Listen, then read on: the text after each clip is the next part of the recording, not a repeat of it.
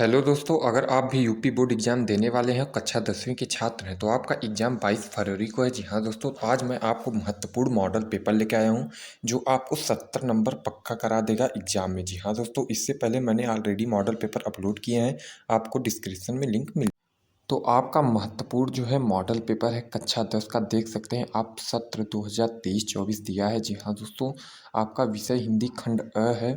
मैं आपको बता दूं कि आपका जो है टोटल 70 मार्क्स का पेपर होगा। 3 घंटे 15 मिनट दिए जाएंगे आपको एग्ज़ाम देने के लिए। यहाँ पर आपको नीचे निर्देश दिया जाएगा, जिसमें आपको प्रारंभ के 15 मिनट पढ़ने के दिए जाएंगे प्रश्न पत्र को। और आपका दूसरा इंस्ट्रक्शन है अ तथा ब 2 खंडों में विभाजित रहेगा। तीसरा है कि आपको ओमार शीट भरना है ध्यानपूर्वक। जी हाँ दोस्तों, आपको टिक मार्क नहीं करना है, आपको जो है 20 बहुविकल्पी प्रश्न दिए जाएंगे, ओमार शीट में भरना है। आपका प्रश्न खंड अ में बहुविकल्पी प्रश्न रहेंगे।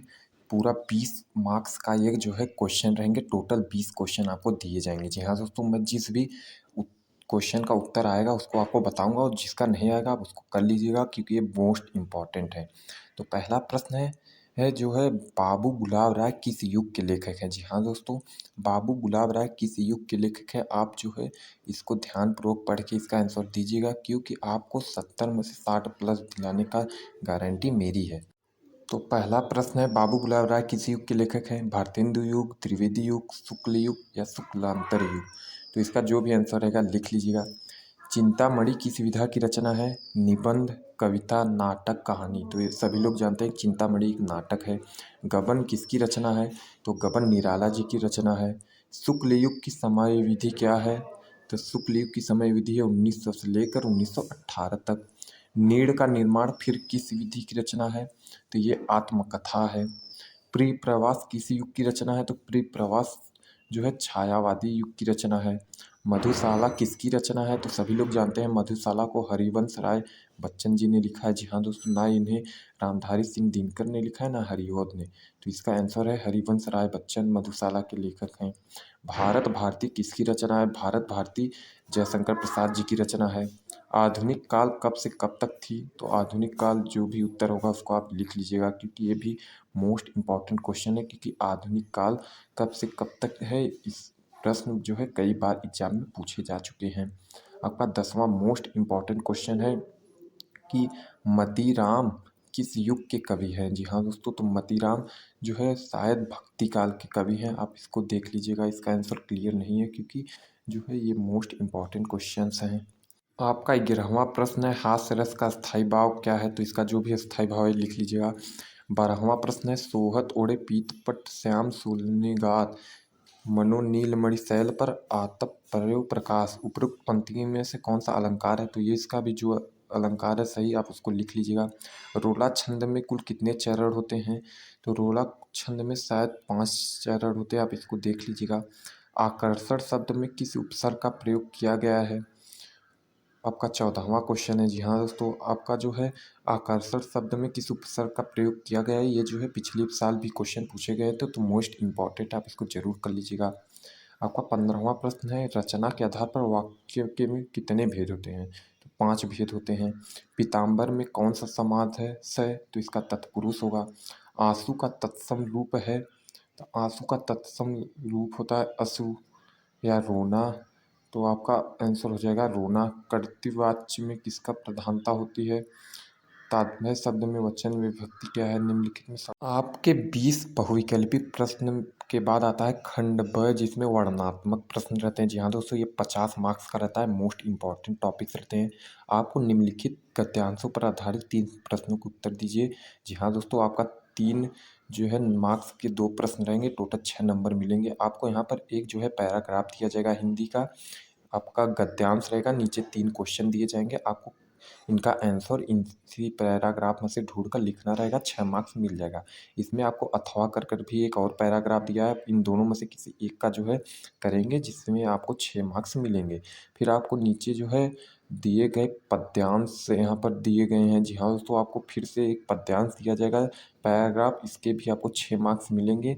नीचे आपको 3 क्वेश्चन दिए रहेंगे, हर एक क्वेश्चन 2-2 मार्क्स का रहेगा। आपको किसी एक पर जो है लिखना रहेगा। जी हाँ दोस्तों, यानी कि आपको यहाँ पर जो है 6 मार्क्स यहाँ से मिल जाएँगे, टोटल 12 मार्क्स मिल जाएँगे गद्यांश और पद्यांश के। जी हाँ दोस्तों, तो आपको जो 20 बहुविकल्पी प्रश्न कराए हैं हमने उसको ज़रूर कर लीजिएगा क्योंकि वो मोस्ट इम्पोर्टेंट है। फिर यहाँ पर आपको जो है नीचे एक संस्कृत गद्यांश दिया रहेगा जिसे हिंदी में अनुवाद करना रहेगा। आपको इन दोनों में से किसी एक का अनुवाद हिंदी में करना रहेगा जिसके 5 मार्क्स आपको दिए जाएँगे। जी हाँ दोस्तों, तो ये भी मोस्ट इम्पोर्टेंट है, यानी कि आपका 12, 5 70 मार्क्स हो गया।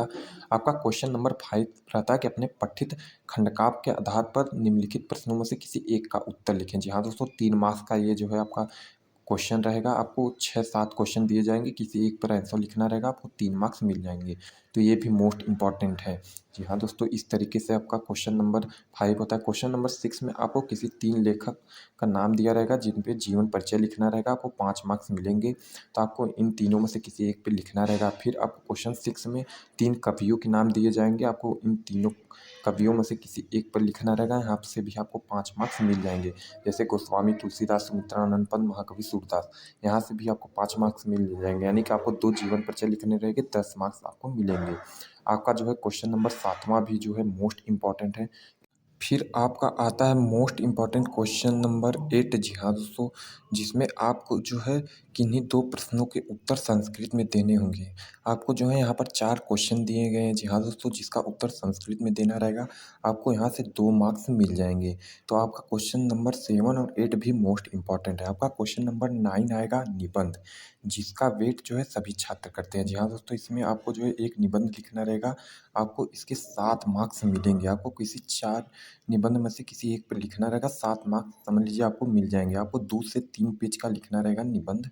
फिर आपका आता है क्वेश्चन नंबर 10। जी हाँ दोस्तों, जिसमें आपको पत्र लेखन लिखने रहेंगे, जिसमें आपको 2 ऑप्शन दिए जाएँगे, आपको किसी एक पे लिखना रहेगा, आपको 4 मार्क्स मिल जाएँगे। यानी कि आपका क्वेश्चन नंबर 9 और 10 से टोटल 11 मार्क्स मिलेंगे, जो कि मोस्ट इम्पोर्टेंट रहते हैं। तो आप निबंध ज़रूर तैयार कर लीजिएगा। मैंने मोस्ट इम्पोर्टेंट जो है निबंध और मोस्ट इम्पॉर्टेंट पत्र लेखन करा दिए हैं। डिस्क्रिप्शन में लिंक है, आप जाकर वहाँ पर ज़रूर देख लीजिएगा क्योंकि ये आपको मोस्ट इम्पॉर्टेंट है। यहाँ पर आपको जो है 60 प्लस नंबर दिलाने की गारंटी मेरी है 70 में से, और 30 मार्क्स आपको प्रैक्टिकल मिलेगा वहाँ स्कूल से। तो यानी कि आपका 90 प्लस मार्क्स हो जाएगा।